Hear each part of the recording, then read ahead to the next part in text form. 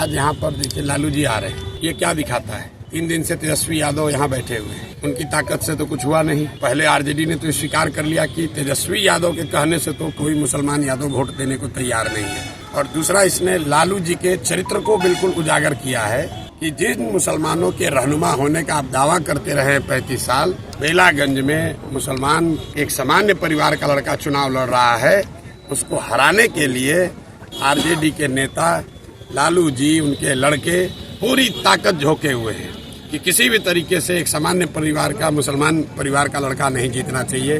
और किसकी मदद कर रहे हैं? एक बाहुबली के लड़के की मदद कर रहे हैं। तो आप MY समीकरण की बात करते हैं, आप जिन मुसलमानों के वोट से इतने दिनों तक राज करते रहे हैं, उसी समाज का एक लड़का 7 महीने के लिए अगर उसको चुनाव जीतने का अवसर है तो उसको हराने के लिए, ये साधारण बात नहीं है।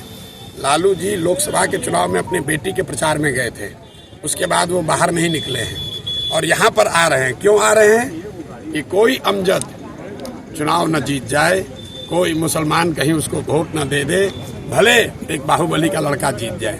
और ये इनकी सच्चाई है, इनके चरित्र को उजागर करता है। तो परिणाम जो आएगा वो तो आएगा ही, लेकिन बिहार की जनता और विशेष करके जो यहाँ के मुसलमान साथी हैं, उन्होंने इनका चरित्र देख लिया है कि MY की ये बात करते हैं, इनको न किसी M से मतलब है, न Y से मतलब है, इनको खुद से मतलब है, अपने परिवार से मतलब है, और अपने साथ जुड़े हुए जो बाहुबली हैं, ठेकेदार हैं, उनसे मतलब है।